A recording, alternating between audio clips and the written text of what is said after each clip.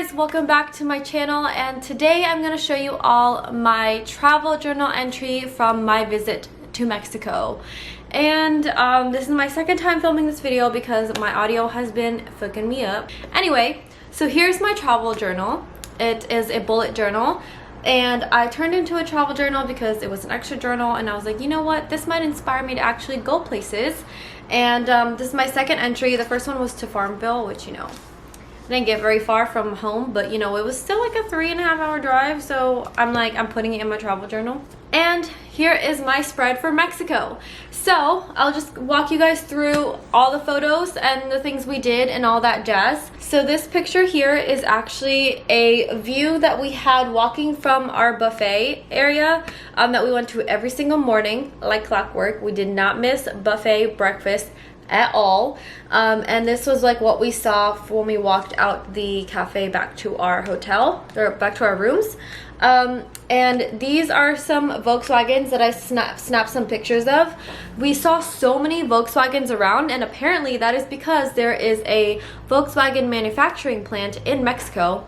Who knew? But there were so many different types of Volkswagens that I have never seen before that drive around in Mexico all the time. And a lot of the older vans that we never see around here anymore actually still drive. Yeah, so I thought that was pretty cool. And then we took the bus a couple times. It was actually really easy to navigate. It was pretty simple because there was really only one way to go. We were on the main strip of the city, so we were lucky to where it didn't have transfer or anything. And one really funny thing, not funny, but like I guess unusual thing that we saw is that the buses are stick. Like, what? All the vehicles there are stick. I feel like most of the world still functions on manual cars. America is just the lazy country that decides to not. I don't know what it is, but yeah, having manual buses was the first for me. I've never seen that before. And this is our view from our hotel room. This is what we woke up to every freaking morning, and it was lovely. It really inspired us to want to go to the pool and tan. We did get a chance to do that on the last day, on our last full day. And on this page, I decided to highlight some of the street food because, duh, I mean, Mexico food, hello. And this is called a tostiloco, I think. And this is the only way, shape, or form I will ever eat corn, okay? I hate corn. I don't like corn on a cob. I don't like canned corn. I don't like grilled corn. I don't like roasted corn. I don't like any type of corn. But I will eat it in a tostiloco because it is so good. Okay, so basically it's like a salsa verde tostito chip, I think, but they don't actually make them here in America. They only make the salsa verde flavor in Mexico, and I brought a bag home, and we've been saving it. And we've been saving it for a very special day. We haven't touched it at all. So they do those chips, and then they put sour cream, queso fresco, some hot sauce, and corn. And I feel like without the corn, it's just incomplete. So I was like, you know what? I'm gonna just eat it with the corn. I'm in Mexico. I'm here, and I ate it with corn, and I was pleasantly surprised at how delicious it was. This picture here, we just found a really cute mural after we hopped off the bus, so we were like, you know what, we're gonna ask this random lady, mind her home business, and have her take a picture of us. So that's why. And it was one of the very few group pictures we have, so I decided to put it in here. And next page, I had to give a full-on spread to our experience in the island of Jalapa because it was quite the memorable one. So we were, I don't know where we were going, but all I know is that we have margaritas in our hands. Oh, I think we were trying to get down, like downtown into like the main, you know, city. And we saw this stand thing with information on all of the excursions. And so we decided to listen to this man, and we bought tickets to an excursion, a booze cruise, if you will. It was $40 for the boat ride there and back. And he forgot to mention that the boat ride was 2.5 hours long. Yep. And I have never, oh, there's a cat hair on my lip. And I have never been this seasick in my entire life, okay? I've only been seasick once, besides this time. It was riding a ferry in the middle of a storm, okay, and I was gonna vomit my guts out. This was like on another level. Like, I felt so sick. I didn't move the whole time. I was just curled up in the corner using my towel as a blanket. I was like, don't touch me, don't come near me, don't breathe in my space. I was not having it. Yeah, I've never been that seasick in my entire life. And I'm not the type of person to have motion sickness. I love roller coasters. I can be in a car all day. I can read while in a car. I can text while like sitting in a car. I can watch movies, do anything in any mode of transportation. For some reason, this time I just felt so sick, and I really hope I don't experience that feeling ever again. But yeah, so anyway, started off with the longest ride of our life. So we already came in with a negative attitude because we were like, yo, no one told us it was gonna be this long. Can we like get to where we need to get? And then we get to the island. It's super cute. Basically, there's no one there besides a few locals and then us. And we decided to spend an extra $20 to ride horses. So they said. But those motherfuckers look like donkeys. Okay? They were donkeys. You know, when you usually get on a horse, you sign a waiver, you get a helmet, you get strapped in, all that good shit, right? Yeah, well, not in Mexico. I don't know why we thought that's what the process was going to be like in Mexico, but it's not. They just throw you on a donkey. Whoever is next in line goes on whatever donkey / horse is next in line. I think there was like a fair amount, like there was like 50-50 horses and donkeys. Luckily, I got a horse both way. I think Jessica got a donkey both way. Dahlia, I'm pretty sure she got a horse there, a donkey back. And then Joe was on the same horse there and back. And hers was like super small. Joe was like, yo, I'm gonna need a bigger horse. And the lady was like, I know what my horses can handle, you can get on. But basically the horses were raised by 2 women. I'm making assumptions here based on what I saw. And honestly, my lady was a badass bitch. She was like, you know, slaying her horses. She knew what they were doing. She was controlling them and whatnot and putting them in their place when needed, which I appreciated. And while we were waiting, getting on horses, getting everyone else on horses, we were like, yo, this is shady. And honestly, I was like, Idalia, if you jump ship, I'ma jump ship. I ain't against jumping ship right now. You hop off your horse, I'll hop off mine. I was just like, it didn't feel safe, okay? The horses didn't have any of those, what are those shoe thingies to protect their feet? They didn't have any of that.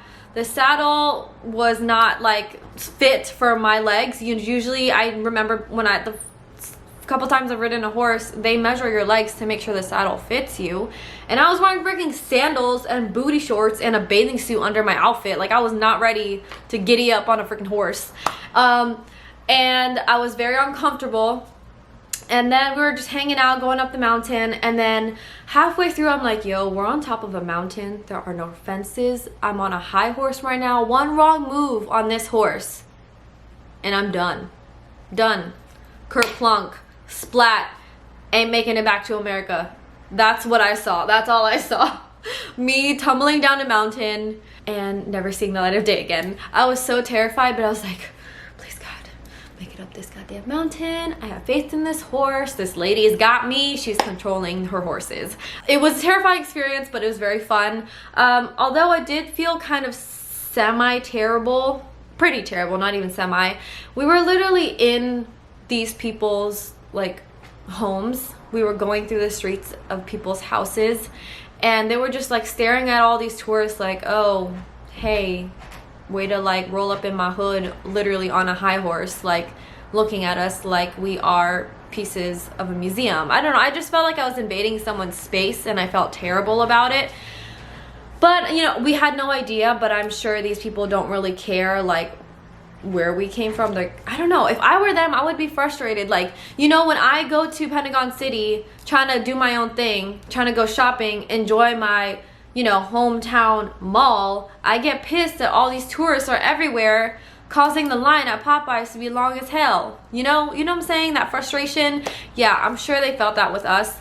I mean, granted, we had no idea, but still, I felt like I was invading someone's space on another level. But other than that, it was a beautiful experience. We were going up the mountain to see these waterfalls, which I'll show you guys. I kind of accidentally covered it with this amazing For real, Fendi, right now, you're gonna take a shit right now. And she's the slowest shit taker. Okay, thank you, girl. Okay, so there's the waterfall thing situation. Oh, maybe I can lift it up a little bit. Yeah, so there's the waterfall that we went to go see, and we were planning on swimming in it, but it was very cold and we were just not feeling the moment, you know, like we were just happy that we got up there. That was it. Mission accomplished. Nothing more, nothing less. Got up the mountain.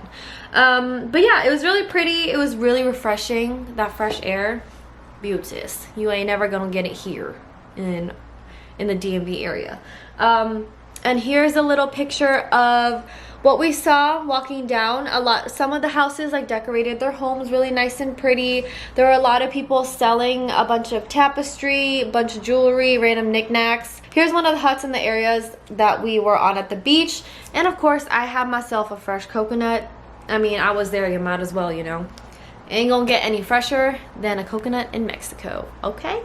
It was really yummy. It also made me realize that the coconut we have here is literally infested with sugar, okay? The island of Jalapa, quite the experience. Okay, so on to the next page. We decided to go on an adventure, I guess you could say. This is us eating tacos, gorditas, and sopes, and tacos dorados, and what else? A bunch of stuff. In the middle of the night in Mexico. Yes, Mom, I was out in the middle of the night in Mexico. But I do have to say, we never, or at least I never, I can't speak for everyone else, but none of us really felt super unsafe in that area, which was really nice. And so we were walking back from the grocery store around 11:30. We wanted to go shopping to bring some stuff home. Damn, Fendi, your shit fucking stinks. Woo! Woo!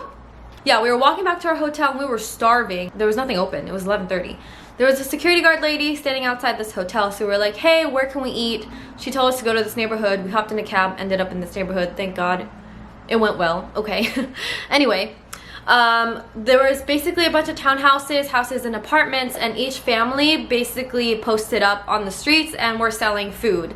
And we stopped at this one, and it was delicious. It was so yummy and super cheap. I mean, eating in Mexico, no matter where you are, is cheap, but McDonald's is taxed no matter where you go. Okay, same prices everywhere.